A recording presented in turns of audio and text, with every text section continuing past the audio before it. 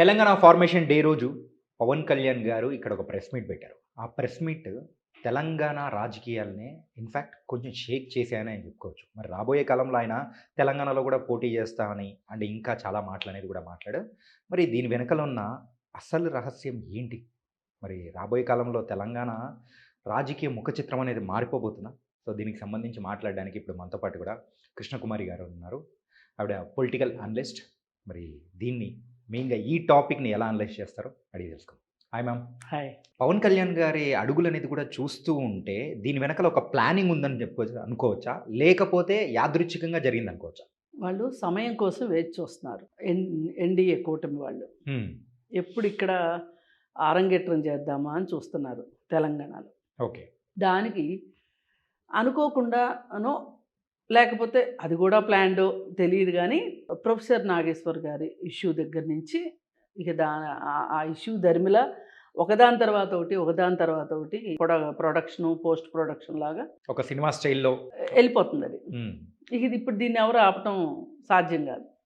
దీనికి ఒక రకంగా తెలంగాణ వాదులమి అని చెప్పుకునే కొంతమంది రాజకీయ నిరుద్యోగులు కూడా ఈ అగ్నికి ఆజ్యం పోస్తున్నారు. హ్మ్. ఇది పవన్ కళ్యాణ్‌కి మరింతగా పనికొచ్చేలా ఉంది. Pawan Kalyan in the means NDA కూటమికి. హ్మ్. ఆ రోజు నాగేశ్వర్ గారు ఒక కామెంట్ చేశారు. యాహ్! అది కొంతమందికి నచ్చొచ్చు, నచ్చకపోవచ్చు. బహుశా ఆయనకు కూడా నచ్చలేదు. నేను విత్‌డ్రా చేసుకుంటున్నాను అన్నారు. ఈ లోపల నుంచి అటువైపు నుంచి కొన్ని మాటలు, ఈయన తగ్గకుండా ఈయన వైపు నుంచి కొన్ని మాటలు ఇలా ఎక్స్‌చేంజ్ అయినాయి. హ్మ్. ఎక్స్‌చేంజ్ అయిన పరిస్థితుల్లో ఇంక ఈ ఈ ఈ ఈ దుమారం ఆగిపోయింది అనుకునే టైంలో కొంతమంది చెప్పాను కదా! నిరుద్యోగులు ఉన్నారు. కొంతమంది నిత్యాసంతృప్తులు, రాజకీయ నిరుద్యోగులు ఉన్నారు. వాళ్ళు ప్రెస్ క్లబ్‌లో ఒక ప్రెస్ మీట్ పెట్టారు. యాహ్! ఇప్పుడు నేను ఈ మాట అంటే నేను కూడా తెలంగాణ ద్రోహిని అయిపోతానేమో. సరే ఏమనుకున్నా పర్వాలేదు. హ్మ్. ఆ రోజు ప్రెస్ మీటు ఒక రకంగా వాళ్ళు మొత్తం కట్టెను తీయటానికి పనికొచ్చింది. హ్మ్. వాళ్ళు ఓపెన్ అయిపోయారు ఇక. యాహ్! పవన్ కళ్యాణ్ వాళ్ళు. వాళ్ళు ప్రెస్ మీట్ పెట్టేసి ఏమనుకుంటున్నారు మేమంటే అమిత్ షా, మోడీ వారసులం. హ్మ్. అసలు ఈ దేశంలో హిందూ పరిరక్షణకు మేమే కట్టుబడి ఉన్నాం అన్నీ మాట్లాడుతూ కొంతమందిని దేశద్రోహులు అన్నారు, నక్సలైట్లు అన్నారు. వాళ్ళు ప్రజాప్రతినిధులే, బాధ్యత కలిగిన మనుషులే. హ్మ్. మరి అలా ఎలా అన్నారో అర్థం కాదు. వాళ్ళు అన్నారు. ఇంక అటు ఇటు మాట్లాడేసిన తర్వాత మూడో రోజు మళ్ళీ ఇంకొంతమంది తెలంగాణ పోరాట యోధుల సంఘం పేరుతోటి వాళ్ళొచ్చారు బయటికి. హ్మ్. వాళ్ళొచ్చి ఏకంగా చాలా దిగజారుడుతనంగా చేశారు. యాహ్! పవన్ కళ్యాణ్ ఫోటోకి చెప్పులు పెట్టి కొట్టడం. ఆంధ్ర వాళ్ళారా మీకిక్కడేం పని? రండి తొక్కుతాం. అది ఫస్ట్ ప్రెస్ మీట్‌లో గూడా అన్నాడు పక్క జడ్సన్ తొక్కుతామని. యాహ్! అవి మాట్లాడాల్సిన మాటలు కాదు. ఎందుకు మీకు అంత అంత అవసరంలా. అది అటు తిరిగి, ఇటు తిరిగి, ఇటు తిరిగి, అటు తిరిగి చివరికి పవన్ కళ్యాణ్ గారు ఎప్పటినుంచో వేచి చూసిన సందర్భం రానే వచ్చింది. ఓకే. వచ్చి ఆయన వచ్చేసేసి నేను అసలు ఇక్కడ మీటింగ్ పెట్టుకుంటానన్నాడు. తెలంగాణ ఫార్మేషన్ డే సంబంధించి అట్లా. కుదరదన్నారు. హ్మ్. సరే ప్రెస్ మీట్ అన్నా పెట్టుకొని ఇస్తారా అని అడిగాడు. సరే ప్రెస్ మీట్ పెట్టాడు. ఇంకా ప్రెస్ మీట్‌లో ఆయన మొత్తం ఓపెన్ అయిపోయాడు. డోర్లు మొత్తం ఓపెన్ చేసేసి మొత్తం అసలు కర్టెన్ రైజర్ ప్రోగ్రామ్ కూడా కాదు. కర్టెనే తీసేసి మాట్లాడేశారు. యెస్. నేను ఇక్కడికి వస్తున్నా. నేను ఇక్కడ పోటీ చేస్తున్నా. ఎవరితో కలిసి పోటీ చేస్తాడాయన? వాళ్ళ భావ సారూప్యత ఎవరితోటి ఆళ్ళకి? ఆబ్వియస్లీ ఆంధ్రాలో టీడీపీ అండ్ బీజేపీతో ఉంది కాబట్టి ఇక్కడ కూడా సేమ్ అదే. అంతే. ఇప్పుడు రేపొద్దున హ్మ్. ఎలక్షన్స్ వస్తే వాళ్ళు మరీ జీహెచ్ఎంసీ ఎన్నికల మీదనే వాళ్ళ ప్రస్తుతం దృష్టి ఉంది ఆళ్ళకి. ఓకే. ఇంకో 2 ఏళ్ళు ఉంది. మామూలు జనరల్ ఎలక్షన్స్ 2.5 ఏళ్ళు ఉంది. 2.5 ఏళ్ళు. అప్పుడులోగా మనం అంతా చట్టబెట్టొచ్చు. కానీ ప్రస్తుతం మట్టుకు మన టార్గెట్ జీహెచ్ఎంసీ ఎలక్షన్స్. హ్మ్. ఈ జీహెచ్ఎంసీ ఎలక్షన్స్ కోసం ఓ పక్క నుంచి రేవంత్ రెడ్డి ఆయన ప్రయత్నం ఆయన చేస్తున్నాడు. అసలు ఏం చేద్దాము, అసలు దీన్ని ఎట్లా డీల్ చేద్దాము అని టీఆర్ఎస్ కూడా ఆలోచిస్తుంది. బీఆర్ఎస్, టీఆర్ఎస్ హ్మ్. వాళ్ళు ఆలోచిస్తున్నారు. వాళ్ళకి కరెక్ట్‌గా దొరకట్ల. హ్మ్. పట్టు దొరకట్ల. పట్టు దొరకట్లేదు. హ్మ్. బయటపడి ఏదన్నా మాట్లాడాలన్నా, చేయాలన్నా హ్మ్. అడపాదడపా స్టేట్మెంట్లు తప్పితే ఏం కనిపించట్ల. సరే ఇక అమ్మగారు ఉన్నారు కదా! అమ్మ హ్మ్. మన తెలంగాణ తెలంగాణ అమ్మ. తెలంగాణ తల్లి. హ్మ్. తెలంగాణ తల్లి పళ్ళు రాలగొడతాం జాగ్రత్త. ఏ తెలంగాణ అనేది తేరగా దొరికిందా మీకు? హ్మ్. యాషాలు వేయడానికి మహారాష్ట్ర వెళ్ళి వేసుకోండి మీ సినిమా యాషాలు. లేకపోతే ఇంకో స్టేట్‌కెళ్ళండి, ఇంకో స్టేట్‌కెళ్ళండి అని చెప్పి ఆవిడ ఇసురుగా మాట్లాడింది. ఇప్పుడు ఎందుకంటే ఆవిడ అస్తిత్వం ఆవిడ నిలబెట్టుకోవాలి కదా!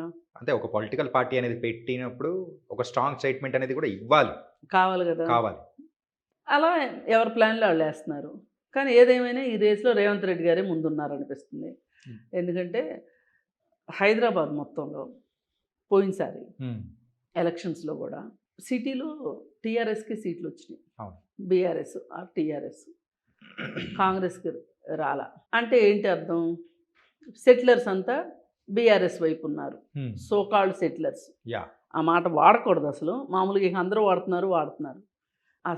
సెటిలర్ అనే పదం రాజ్యాంగంగా చాలా తప్పు. ఎందుకంటే మనకు భారతదేశంలో ఇది సందర్భం వచ్చినప్పుడల్లా నేను ఈ విషయం చాలా సూటిగా చెప్తుంటా. హ్మ్. రాజ్యాంగం ప్రకారం భారతదేశ పౌరులు ఎవరైనా సరే ఏ ప్రాంతానికైనా ఎక్కడికైనా వెళ్ళి ఆఖరికి ఇప్పుడు 370 కూడా రద్దు చేసిన తర్వాత కాశ్మీర్కి కూడా వెళ్ళొచ్చు అన్న తర్వాత ఆంధ్ర వాళ్ళు ఒకప్పుడు కంబైన్డ్ స్టేట్లో ఉన్న ఆంధ్ర వాళ్ళు తెలంగాణకి రావటాన్ని ఆ, సీమాంధ్ర పెత్తందారులని పెద్ద పెద్ద భారీ డైలాగులు వేయటం సెటిలర్స్ అంటాం తప్పు. ఆ! సరే వాళ్ళందరూ కూడా బీఆర్ఎస్కి ఓటేశారు. హ్మ్. ఇప్పుడు ఆ వేసిన వాళ్ళని ఇప్పుడు బీఆర్ఎస్ ఎట్లయినా కాస్త పరిస్థితి బాగలేదు అన్న ఉద్దేశంతో రేవంత్ రెడ్డి గారు జిహెచ్ఎంసీలో తన సత్తా చాటాలి అనే ఉద్దేశంతో ఎన్టీఆర్ బొమ్మ పెట్టడం యాహ్! మొన్న జూబ్లీ హిల్స్ ఉప ఎన్నిక సందర్భంగా హామీ అనేది ఇచ్చారు. దాన్ని నిలబెట్టుకున్నారు కూడా. నిలబెట్టుకున్నారు. హ్మ్. ఆ సందర్భంగా కూడా చాలా సీరియస్ అయ్యారు యువతల వైపు వాళ్ళు. హ్మ్. అదే ప్రెస్ క్లబ్‌లో ఎట్లా పెడతారో చూస్తాం. అది ఇది అని. అసలు ఈమైతే కవిత అయితే ఏకంగా ఆల్రెడీ ట్యాంక్ బండ్ మీద ఉన్న విగ్రహాలన్నీ పడగొట్టి ప్యాక్ చేసి ఆంధ్రాకి పంపిస్తాము. ఇట్లాంటి పెద్ద మాటలన్నీ మాట్లాడింది ఆవిడ. సరే ఏది ఏమైనా ఎవరి ప్రయత్నాల్లో వాళ్ళు ఉన్నారు. ఇలా ఎవరికి వాళ్ళు తలమునకలై ఉన్న ఈ పరిస్థితుల్లో ఎన్డీఏకి ఇప్పుడు గేట్లు బార్లా ఓపెన్ అయినాయి తెలంగాణలో. కానీ అర్థం కాని విషయం ఏంటంటే మ్యామ్, టూ మెనీ పార్టీస్. ఎక్కువ పార్టీలు రావడంతో ఈవెన్ ఓటర్లు కూడా కొంచెం కన్‌ఫ్యూజ్ అయిపోయే అవకాశాలు ఉంటాయి కదా! ఏం కన్‌ఫ్యూజ్ అవ్వరండి. అట్లేముండదా? ఓటర్లు ఏం కన్‌ఫ్యూజ్ అవ్వరు. వాళ్ళ హ్మ్. వాళ్ళ వా వాళ్ళకి ఓటర్లే తెలివైనోళ్ళు ఎప్పుడైనా. హ్మ్. మనమేదో అనుకుంటాం ఈ డబ్బులు కమ్ముడు పోతున్నారు. అది ఇది సారా ఇస్తే తీసుకుంటారు. డబ్బులు ఇస్తే తీసుకుంటారు. హ్మ్. చదువుకున్నోళ్ళు కూడా ఓటు అమ్ముకుంటున్నారు. కానీ ఏం చేస్తున్నారంటే ఓటు అమ్ముకున్నప్పటికీ ఇద్దరి దగ్గర, ముగ్గురు దగ్గర, వీలైతే నలుగురు దగ్గర తీసుకున్నప్పటికీ వాళ్ళు ఎవరికెయ్యాలో ఆళ్ళ ప్లానింగ్ ఆళ్ళకుంది. హ్మ్. ఎవ్వరూ కూడా బూత్ దగ్గరికెళ్ళి ఆ క్షణంలో ఆలోచించేవాళ్ళు ఏమన్నా ఉంటే ఒక 5% ఉంటారేమో. హ్మ్. మిగతా వాళ్ళందరూ దృఢ నిశ్చయంతోటి, స్థిర చిత్తంతోటే ఓటేస్తారు. ఓకే. అయితే ఇప్పుడు ఈ ఈ కూటమి అనేది రాలేదనుకోండి హ్మ్. జీహెచ్ఎంసీ ఎలక్షన్స్‌లో ఎక్కువ హ్మ్, సీమాంధ్ర ప్రాంతం నుంచి వచ్చిన వాళ్ళు ఎవరైనా సరే కాంగ్రెస్‌కే ఓట్లు పడే ఎడ్జి సంపాదించుకున్నాడు రేవంత్ రెడ్డి గారు. ఓకే. దాన్నిప్పుడు ఈ ఎన్డీఏ కూటమి ఏదైతే ఉందో, ఇప్పుడు ఇది రొట్టె ముక్కల పంచాయతీ అయింది. రారా అని పిలిచినోళ్ళు కొంతమంది, కూర్చోబెట్టి వాళ్ళకి శవం వచ్చేలాగా చేసినోళ్ళు కొంతమంది, అందరూ కలిసి మొత్తానికి ఎట్లయితే అసలు చివరికి ఆయన కబ్జా కోరును కూడా చేసేసి పవన్ కళ్యాణ్‌ని యాహ్! వాళ్ళు ఇక మనం నోరు మూసుకుంటే కాదు. హ్మ్. ఇప్పుడు పైకి చూడటానికి ఏమనిపిస్తుందంటే పవన్ కళ్యాణ్ రెచ్చగొట్టారు. అందుకే హ్మ్. పోటీ చేస్తున్నాడు అంటున్నారు గానీ, ఆ! కానీ దీని వెనక ఓ పెద్ద బిగ్ స్క్రీన్ ప్లే ఉందనేది అర్థం కావట్ల జనాలకి. ఓకే. అది రేపొద్దున ఈ ముగ్గురు కలిసి పొత్తుతోటి ఎలక్షన్‌లోకి వచ్చినప్పుడు అప్పుడు అర్థమవుతది. కానీ దీని వెనకాల ఇంకొకటి కూడా అనుకోవచ్చా? ఏంటంటే మొన్న జరిగిన తమిళనాడు ఎలక్షన్స్‌లో మరి ఒక యాక్టర్‌గా ఉండి ఈరోజు సీఎం అయిన హీరో విజయ్ గారి మరి ఆయన గెలుపుని చూసి కూడా పవన్ కళ్యాణ్ గారు ఆయన స్పీడ్‌ని కూడా పెంచారనుకోవచ్చా? లేదు. అట్లేముండదనుకోవచ్చా? అసల ఆ ఎడ్జ్ పవన్ కళ్యాణ్‌కి ఎప్పటికీ రాదు. హ్మ్. విజయ్ ఏం చూపిచ్చాడు అంటే, సినిమాల్లో మాదిరి హ్మ్. ఒక హీరో నన్నెవరో ఆదేశించాలి, నేను పాటించాలి అన్నట్లు ఉండడు. హ్మ్. విజయ్ అదే చేశాడు. హ్మ్. ఆయనకెవరో ఆదేశాలు ఇవ్వలా, ఆయన పాటించలా. కానీ పవన్ కళ్యాణ్ ఏం చెప్తాడు మాట్లాడికి హ్మ్. హైకమాండ్ రోడ్ మ్యాప్ హ్మ్. మాట్లాడతాడా లేదా? యాహ్! సహజం. ఇప్పుడు ఒకటండి, ఆంధ్రప్రదేశ్లో కూడా కూటమి పెట్టకపోతే పవన్ కళ్యాణ్ గెలిచేవాడా? లేదు. ఇక్కడ పోయినా అంతే. హ్మ్. నేను పోటీ చేస్తా అన్నాడు. ఇప్పుడు ఎవరు త్యాగం చేయాలి? బీజేపీ వాళ్ళే త్యాగం బీజేపీ వాళ్ళే చేయాలి. త్యాగం చేయాలి. త్యాగం చేయాలి. వాళ్ళకి మొన్న 40 సీట్లు వచ్చినాయి. హ్మ్. 100 సీట్లు ఉన్నప్పుడు 40 సీట్లు వచ్చినాయి. ఇప్పుడు 150 సీట్లు అయినాయి. హ్మ్. ఈ 150 సీట్లలో పంచుకోవాలి వీళ్ళు ముగ్గురు. హ్మ్. తెలుగుదేశానికి పట్టుంది బాగానే. వాళ్ళు ఏం చెప్తారు? సీమాంధ్రులు మాకే వేస్తారు అవును. అని వాళ్ళు చెప్తారు. ఎవరికి వాళ్ళు మాకే ఉన్నారని చెప్తారు. హ్మ్. ఏది సీట్లు సర్దుబాటు చేసుకునేప్పుడు. అసలు పంచాయతీ అక్కడే స్టార్ట్ అవుతుంది. హ్మ్. అందుకని విజయ్ లాగా ఎప్పటికీ అవ్వలేడు Pawan Kalyan. Okay.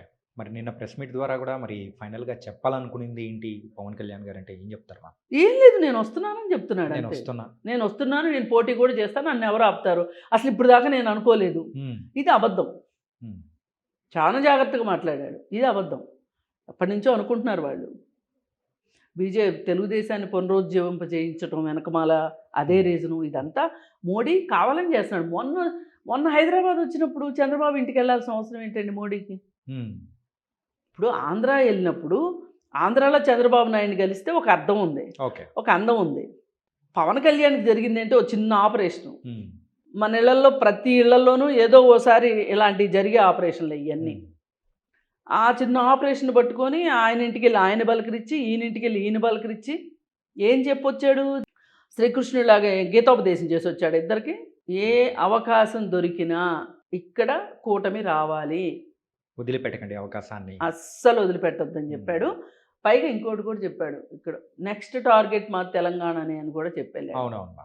After west Bengal ఖచ్చితంగా మాది నెక్స్ట్ టార్గెట్ తెలంగాణ అని కూడా తెలంగాణ అని ప్రకటించారు. చెప్పారు. హ్మ్. దానికి ఇది semifinals okay. Telangana GHMC elections semifinals. Semifinals. 2.5 years తర్వాత ఫైనల్స్. ఓకే. అది వాళ్ళ వ్యూహం ప్రకారం వచ్చారు.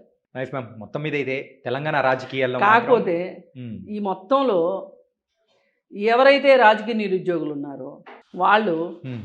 నిజానికి మొన్న ఎలక్షన్స్ అప్పుడు కాంగ్రెస్ రావడానికి ప్రయత్నం చేసిన వాళ్ళు హా. ఇప్పుడు బీజేపీ రావడానికి చేస్తున్నారు, ఓ కూటమి రావడానికి చేస్తున్నారు. ప్లేట్ మార్చారు. వీళ్ళు ఎప్పటికీ వీళ్ళు మట్టుకు అధికారంలోకి రారు. హ్మ్. వీళ్ళు ఎవరో ఒకళ్ళని పైకి తీసుకురావడానికే పనికొస్తారు అంతే. పైకి తీసుకురావడానికి కానీ కింద పడేయడానికి కానీ పనికొస్తారు తప్పితే హ్మ్. వీళ్ళు రోజుకి వీళ్ళు రాలేరు. నిత్య అసంతృప్తులు ఇలాగే ఉంటారు. హ్మ్. ఇప్పుడు అటు చేసి ఇటు చేసి ఈయన కాసి నకలపాలు చేసినట్టు హ్మ్. తెలంగాణ రాష్ట్రాన్ని బీజేపీకి అప్పచెప్పడం కోసం ఇదంతా. కానీ ఇదేదో బాగుంది మ్యామ్. ఏంటంటే ఒక పక్క బీఆర్ఎస్, దాని సిస్టర్ పార్టీ అయిన TRS, Congress, TDP, JSP, MIM, ఇలా చెప్పుకుంటూ పోతే చాలా పార్టీలు ఉన్నాయి మ్యామ్. మీరు ఇందాక ఒక మాట చెప్పారు, రొట్టె ముక్కలు. సేమ్ అదే అయిపోతుందేమో మన తెలంగాణ రాజకీయం. అంతే.